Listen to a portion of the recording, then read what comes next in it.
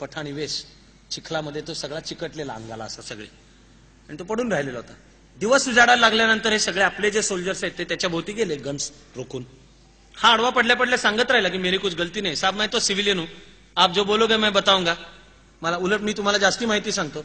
Colonel बाली त्याच्यापर्यंत आला. पुन्हा colonel बालीला निर्णय घ्यायचा एका माणसाच्या जीवाविषयी. तो पडल्या पडल्या आरडाओरडा करतोय, त्याचा आरडाओरडा ऐकला सगळा. कर्नल बाली मग याला म्हणाला की साले आज तो तू बच गया, चल इसको छोड़ देते हैं. म्हणून तो निघाला. तेवढ्यात त्याच्या सेकंड इन कमांडने त्याच्या पाठीवर हात ठेवला आणि तो म्हणाला, साहब ये 5 लोग थे, हमने 4 को तो मार दिया, इसको जिंदा छोड़ के क्या करेंगे. कर्नल बालीनी त्याच्याकडे 1 मिनिटभर पाहिलं, डोळ्यात डोळे, आणि फायनली आपल्या सेकंड इन कमांडला ऑर्डर दिली, किल हिम. त्याच्या कपाळाच्या मध्ये पिस्तूल ठेवून त्याला मारण्यात आलं. पण मारल्यानंतर जेव्हा त्याचं प्रेत पालथं केलं तेव्हा मागे फुल्ली लोडेड AK-56 होती.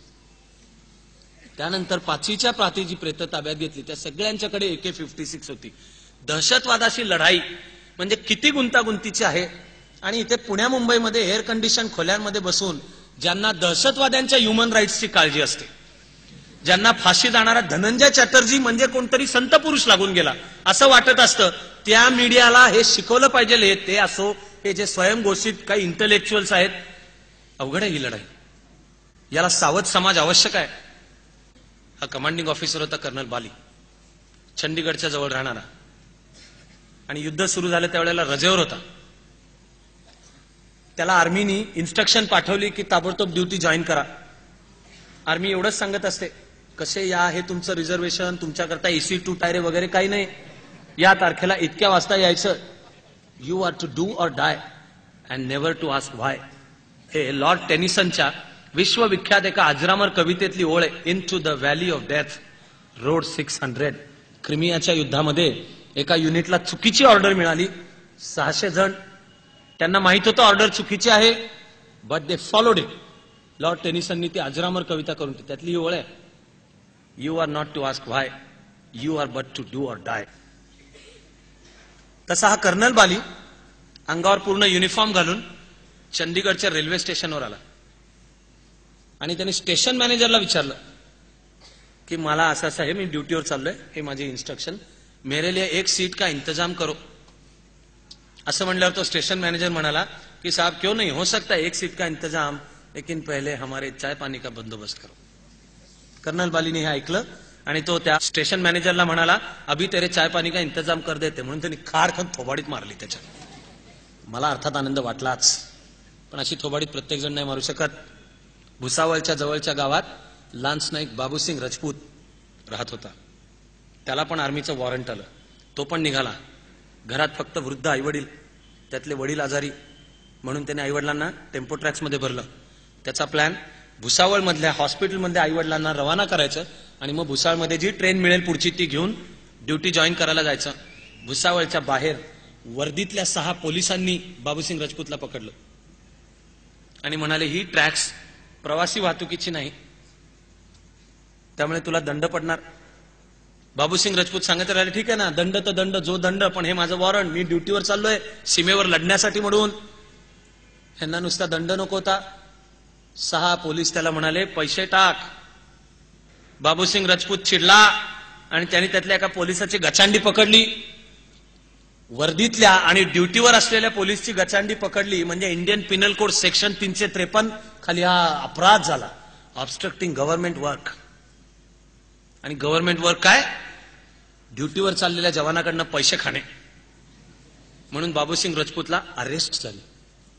ती रात्र बाबूसिंग राजपूतनी पोलीस कस्टडीत काढली. दुसऱ्या दिवशी त्याला मॅजिस्ट्रेट समोर हजर करण्यात आलं. मॅजिस्ट्रेट शहाणा असला पाहिजे. मॅजिस्ट्रेटने बाबूसिंग राजपूतला सोडून दिलं. बाबूसिंग राजपूत घरी गेला आणि विष घेऊन त्याने आत्महत्या केली. पाकिस्तानच्या गोळ्यांचा जो बेदरकारपणे सामना करू शकत होता, ज्याचा पराभव पाकिस्तान करू शकत नाही, त्याचा पराभव आमच्याच देशातला भ्रष्टाचार करू शकतो. गाईसालला त्याच वर्षी एक ऍक्सिडेंट झाला. ऍक्सिडेंटमध्ये 550 जण मेली.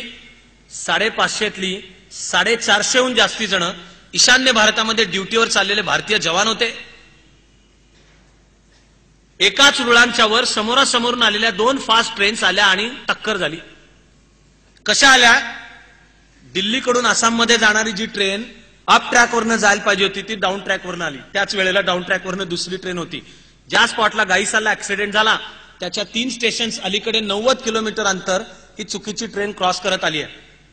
तिथे जो एक लाईन्समन होता ज्यांनी फक्त खटका ओढून ट्रॅक बदलायचा होता तो लाईन्समन दारू पिऊन पळून गेलेला होता. त्यामुळे ती ट्रेन अप ट्रॅकवरनच येत डाऊन ट्रॅकवरनच येत राहिली. 3 स्टेशनवर त्यांना ग्रीन सिग्नल मिळाला.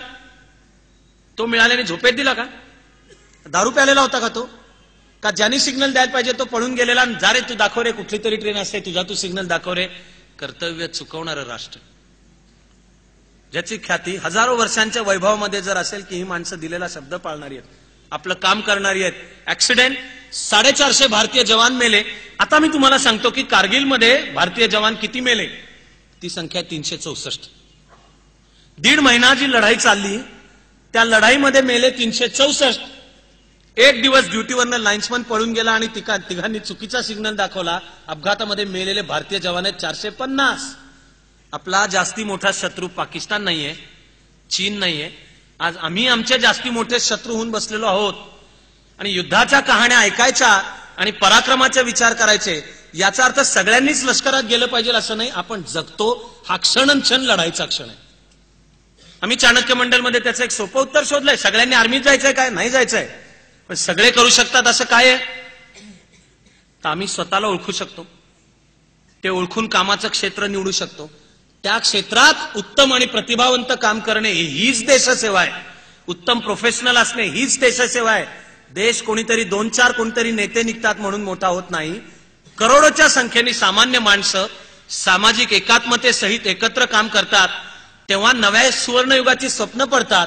नव्या सुवर्णयुगाची स्वप्न आम्हीही पाहतो. या कथा ऐकायच्या असल्या तर त्या सगळ्या आपणही पाहूयात आणि म्हणून ती नव्या सुवर्णयुगाची स्वप्न आठवत या ओळीची एकत्र आपली प्रार्थना आता सुरू करूयात.